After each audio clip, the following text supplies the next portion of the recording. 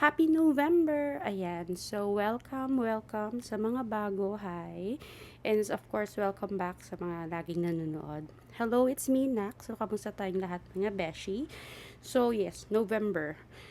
So, bago tayo mag-start ng November reading natin, of course, meron ulit tayong top 5 keneso. Pero before starting yung top 5 keneso natin, so, of course, November na, make sure that you visit your loved ones, yung mga pumanaw na. If you cannot visit, pray for them. Magtirik kayo ng kandila. Ayan. So, make sure that, syempre maalala natin sila. We have to remember them. Remember our ancestors. Yan, sabi nga nila, ancestors. And sa mga nasa-celebrate ng samain. Paano ba bigkasin yun? Wait. Samhain. So, Samhain. So, sa mga nag-celebrate ng Samhain, Happy Samhain, which is October 31 to November 1, which is sa mga hindi nakakaalam, a Celtic New Year, where they celebrate as well end of summer and beginning of harvest season sa iba. And yung may nabasa din ako na ano siya, parang celebration of death and rebirth. Ayan. So, Samhain. So, ano ba yung top 5 natin for this month? It is 5 steps to overcome negative thinking. Tara. Top 5 steps to overcome negative thinking. So, number 1, identify and challenge negative thoughts, or kilalanin natin or i-challenge natin yung negativity na naiisip natin. So, paano? So, syempre, alam naman na natin na feeling natin mali yung naiisip natin, di ba? Negative na. So, na-identify mo na siya. So, ngayon, tatanungin mo ngayon yung sarili mo, totoo ba to or assumption lang? Totoo ba to or iniisip ko lang na mali yung thoughts ko or mali yung feeling ko, ganyan. And dahil doon, of course, may iisip mo na kung mali yung nasa isip mo, at least mawawala na siya agad, diba? Or pag sa tingin mo is tama, then you have to work on it. So, yun na yun. So, kapag feeling mo, isipin mo na kung ano ba dapat yung gagawin mo, ano ba dapat yung steps na dapat mong gawin. In that way, mawala na yung negative thought na yun. Number 2, replace negativity with positive affirmations, or palitan ng positibong affirmations yung mga naiisip mong mali. So, gumawa ka ng list ng mga affirmations mo, mga positive affirmations mo pagka may pumapasok, kunyari, negative thought na, ay nako, mag-birthday na si Eme, wala pa akong pera, ganyan, di ba? Kunyari yung ngayon, magsusulat ka ngayon ng positive affirmation na, I am happy, I am positive, magagawan, mayroong paraan, magkakaroon ako ng pera this week, magkakaroon ako ng panggastos this week, mga ganyang bagay. So, dapat i-boost mo lang yung statement na mali. Palitan mo siya ng same pa din, pero more on a positive side. Number 3, practice daily gratitude, or magsanay or masanay dapat tayo na na meron tayong daily gratitude. Actually, ito yung pinakamadali kasi just be grateful. Maging grateful ka lang na bumangon ka today, 'di ba? Saya na 'yun. And then of course, mag-focus ka. Ito nga yung sa daily gratitude is mag-focus ka sa mga bagay-bagay na natatanggap mo everyday. Yun nga, na gumigising ka, na may nakakain ka, na nakakatulog ka. Those simple things to be grateful for. Sobrang na yun, di ba? And kunyari,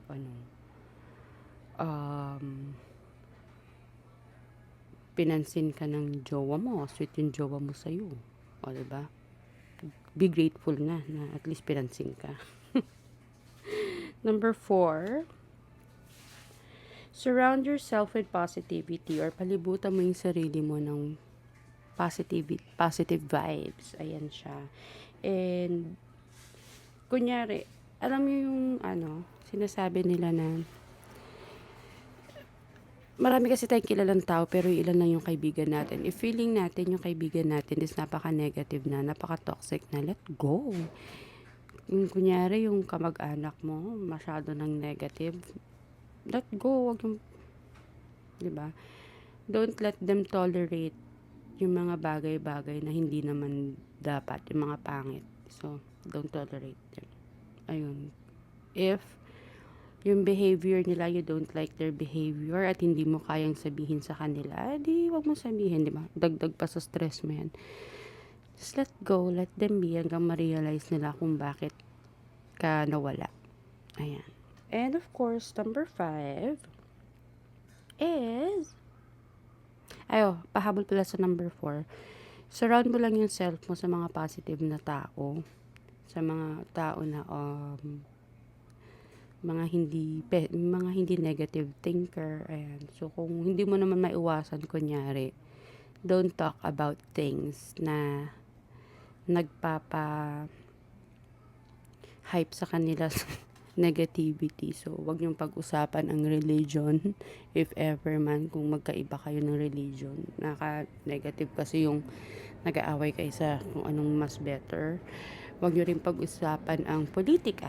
That's actually yun yung isa sa mga topics na iniiwasan ko if I am with my friends is religion as well as politics kasi nakakapangit, mag-aaway lang kayo imbis na healthy discussion, wala nagiging away, so lakas makapangit. Ayun. And of course, number 5, para makaiwas tayo sa negative thoughts, makaiwas tayo sa nakakapangit na things is focus on the solution, not on the problem. Mag-focus tayo sa solusyon at hindi sa problema. So, imbis na mag-focus ka dyan sa problema mo, isipin mo ano yung mga pwede mong gawin to resolve it. Okay?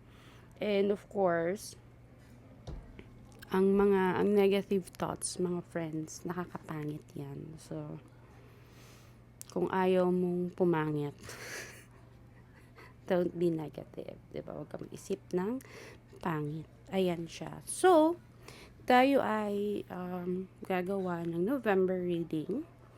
So, ayan. So, tapos na yung ating top 5 steps to overcome negative thinking and to overcome ng pagiging pangit. Ayan. So, diba, blondie. Sabi, parang kunyari ako. Kunyari lang naman. Hindi kasi ako sanay na itim yung buhok ko. So, ilang buwan ako nagtiis na pahabain yung buhok ko. Sabi ko, ang itim-itim ko. Di nagkulay na lang ako. O, diba? Blandina na ang lola niya. Blandina na may bangs pa. Ayan siya. So, yes. Ang gagamitin natin for this month is itong Zombie Tarot. And, siguro itong Monology Oracle cards. Ayan siya. And, may bagong nabili ako na oracle which is watch today. What's the tea? I'll try to incorporate this sa ating reading. And yes, paalala lamang, meron po tayong free will. So, nasa inyo kung susundin nyo o hindi yung ating reading. So, kung sa tingin nyo is ang pangit, I'm so sorry. But, syempre, may free will naman kayo kung kukunin nyo o hindi. Okay. And this is for the sun rising, moon, and Venus. Venus is love kasi. So, yes. Tara na sa ating monthly reading. Hello sa mga may Scorpio sun, moon, and rising. Shuffle ko pa lang, nagsisilabasan na. Ayan, so this is your November reading.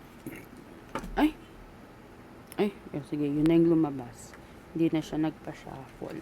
Yun na mismo yung lumabas. Travel.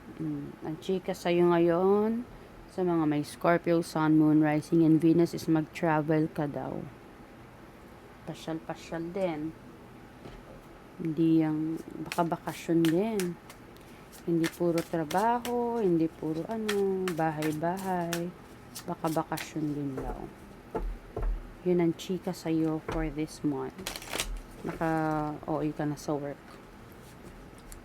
Okay, Scorpio, Sun, Moon, Rising. Tingnan natin ang card reading. Isa pa. Paper cut ako. Sakit. Sakit ba? Okay, let's see.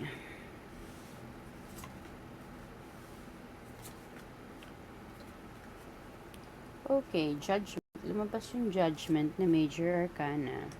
So, it's telling you na parang ang kwento dito is puno na ng zombie sa paligid mo. So, papasabugan mo ba sila? O let them leave? So, parang sinasabi dito, my dear, na you have to think. Pag-isipan mo ng mabuti yung mga nangyayari sa'yo. There are things that you have to make some choices. As in, literal na choices. Kung ano ba dapat ang gagawin mo. Kung go or no.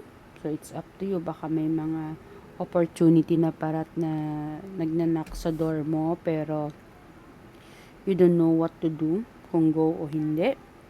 So, it's up to you kung anong pipiliin mo. Go or stop. Red or green. Ayan yung pagpipilian mo. So, ano yung mga medyo magiging problem mo ngayong November? This is the problem na nakikita natin is parang you're stuck. You're feeling mo prisoner ka. Feeling mo you're stuck. You don't know what to do. Na feeling mo hindi ka makakalabas. Feeling mo there's no way out. Feeling mo lang. Diba, nasa isip mo na paano ba ako lalabas dito. So, sabi ko nga kanina dun sa ating top 5, ang pinaka gagawin, don't focus on the problem, my dear. You have to focus on the solution. If babalikan mo yung video before the reading, yung 5 things to do, Keme, you will find answer whenever you feel stuck sa isang problema. You just have to watch that and you have 5 answers already. Protektahan mo yung sarili mo, my dear, sa mga tao sa paligid mo. Kasi may mga tao na hindi maniniwala sa'yo, may mga tao na ibabash ka, may mga tao na sasabihin na wala kang kwenta, may mga tao na sasabihin na hindi mo alam yung ginagawa mo. Dami-dami mong sinasabi pero hindi mo naman alam, ganyan-ganyan. So, you have to protect. Hello sa mga may Aquarius, Sun, Moon, Rising, and Venus. This card is for you or this reading is for you. So, so umpisahan natin sa what's the tea. So, ito is kung ano yung chika about sa'yo, sinasabi ng mga tao this month of November. Cyberbully. So, maybe you are being bullied online or they are suffering from it. Keme, pwedeng ikaw yung nabubully online or may kakilala kang nabubully online. So, if ever na may mga ganyan, make sure to tell someone about this. Kasi, alam niyo yun, pwede nyo namang idemanda kapag may nabubuli sa inyo online. And, maraming mga keyboard warriors. Or tapos ikaw pala yung bully, no? And, ayun, so cyberbully. Pwede may nabubuli sa'yo or may kilala kang nabubuli online. Okay, so Aquarius, Sun, Moon, Rising, and Venus, this is your reading. And habang sinashuffle ko ang inyong card, is of course, you know the drill. Subscribe, like, comment, share this reading to your friend, family, at kung kanino nyo pa gustong i-share, please. Wow, the world. Wow. Parang there is something that you're going to complete or nakukomplete mo na this month. And it seems na, alam mo yon yung parang, this is what you want, ini-start mo siya, medyo matagal mo na siyang start, and mag-end na siya ngayon, which is perfect. Positive or negative, siya ay perfect. Okay. And also magician, yun yung magician na ikaw magagawa mo lahat ng gusto mo as long as you know how to use yung mga tools sa paligid mo, as long as you know how to use yung knowledge mo sa mga bagay-bagay. Para lang siyang kunyari magluluto ka ng adobo, andyan na lahat sa paligid mo yung or sa tabi mo yung ingredients. So, nasa yun na lang kung paano mo siya titimplahin. You know how to cook, nasa yun na lang kung paano mo siya titimplahin. So, that's what magician is. You know how to use all the things that you have na nasa harapan mo. If may gusto kang gawin, mangyayari siya kasi nasa harapan mo na lahat. Depende na lang kung gagawin mo o hindi. So, everything is up to you. You can do magic. Pwede mong gawing maanghang ang adobo o matamis o maasim. So, ikaw yung may hawak ng kung ano man. Let's start with the problem na pwedeng mong ngayong November. I have King of Sword and Knight of Sword. Medyo yung problem ngayong November. It's about mental state kasi. This is where mapapaisip ka ng malala. And siya para siyang ito kasi yung problema na walang emosyon kasama, walang galit, walang but it's more on mental thingy na parang na yung utak mo na nagda-dry na kakaisip sa kung anong problema na to na hindi kailangan ng emosyon, hindi kailangan ng galit, hindi kailangan ng saya, ng lungkot, but there is something na sa utak mo, tumatakbo sa utak mo ngayon na parang I don't know what's driving you crazy. Hindi ko alam kung ano yung reason ng bakit ka naprapraning ngayong November. Kasi, sabi din ng Knight of Sword, masyado siyang, hindi siya yung ganun kabig, hindi siya yung ganun gaan kasi something na, I think, you are being bullied or, hindi ka naman bullied, pero pwedeng you are a gamer, pwedeng ganun na, meron kang tinatapos sigurong game, tapos online game siya na marami kayong kasama, na parang since it's a battlefield, nai-stress ka yan sa project o sa ginagawa mo na yun kasi parang feeling mong hina-hina mo dyan sa na yan or hindi mo matapos-tapos yung kung ano man yung quest na yan, diba? So, chill lang. Regarding naman sa mga gusto mo sa buhay, mga passion mo, desires mo, you just have to do it, not lahat-lahat ng sabay-sabay. Do it one at a time. And mamili ka muna kung anong uunahin mo sa mga gusto mong gawin. Kasi, but at the end of the day, baka ikaw ang mahirapan, ikaw ang mabigatan. So, do it one at a time. So, kunyari, may dalawa kang hobby. Ang hobby mo is basketball and gaming.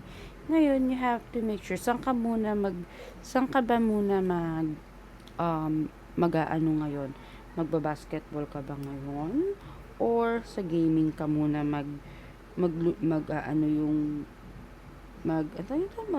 focus, ayan. So, you have to select. Hindi pwedeng silang sabay. Kasi pag sabay yan, ikaw din yung mapapagod bandang huli. At kapag na-balance mo ng maayos at alam mo yung priority mo, everything will be fine. Magiging victorious ka, magiging winner ka, magiging perfect yung mga yan sa'yo. And 8 of Wands I have here. Hinahabol ng zombie si ate. Ikaw yung hahabulin ng once na everything is actually okay, na ayos mo siya, napili mo siya, hindi na ikaw yung, alam mo yun, hindi na ikaw yung um, ipipilit mo yung sarili mo, hindi na ikaw na mismo yung yayain nila. Parang dito nga sa pinoproblema mo regarding sa hindi ko alam kung ano tong pinoproblema mo na to. Parang feeling ko sa game to eh. About game or ewan ko, parang nasa battlefield ka, pwedeng problema mo sa anak mo na hindi mo kayang magalit, hindi mo kayang mainis, na masyado ng iba umaksyon ang anak mo, especially online, iba na magsasagot sa'yo, pwedeng ganyan. So, you just have to balance all things. And if nakuha mo yung balance, sila yung babalik sa'yo, sila ang magsusorry at sila ang mag-aaya sa'yo ng kung ano man yung yayain na sila sa'yo. When it comes to relationship, wala tayong lumabas na cup. So, nothing na problema or nothing na ganun kabongga when it comes to love life or relationship to other people. But we have here the money. So, sa money naman is you just have to save. Kailangan po nating mag-save. In that way, kasi magpapasko na, di ba? Kailangan natin mag-save. In that way, meron tayong dudukutin pagdating ng mga occasions. I don't know. Madaming occasion kasi ang Aquarius. Darating ang Pasko. Di ba? Kunyari, darating matatapos ang Pasko. Katatapos ng bagong taon. Or, bakit katatapos? November pa lang tayo. Okay. So, ito kasi yung magpaplano ka. Kasi magpapasko, magbabagong taon. Tapos, baka may magbo-birthday pa sa inyo ng January. So, maraming gastos. So, you have to save November pa lang. In that way, may panggastos kayo when kailangan nyo ng gumastos. And of course, the good thing about here as well is may mga bago kayong ideas or mga bago kayong pagkukuhanan ng kaperahan, sabi ni Ace of Swords. So, may isip kayong bagong siguro, may isip kayong mga bagong ibibenta, kung ibibenta man kayo. Basta mga bagong idea na pwede nyo pagkaperahan. And good luck dyan. So, also Aquarius. Kuha tayo ng card. May naririnig kayo sa labas. I'm so sorry. Buhay na ang mga manginginom. So, masyado medyo malakas ang sounds nila. Okay. Conclusions are within reach. Ibig sabihin, kaya nga may the world tayo dito is pwede na yung mga gusto mong mga bagay-bagay is matatapos na talaga siya. Kung may problema ka, don't worry, patapos na siya, matatapos na siya. Conclusion is within reach. So, may end na yan. If you're a gamer, may quest ka, matatapos na yan. So, ayun. I don't know kasi hindi ko alam kung ano tong mental breakdown na nagbibigay sa'yo ngayon. But, good luck. Ayan. So, that's for the Aquarius, Sun, Moon, and Rising, and Venus. Thank you so much. Bye-bye.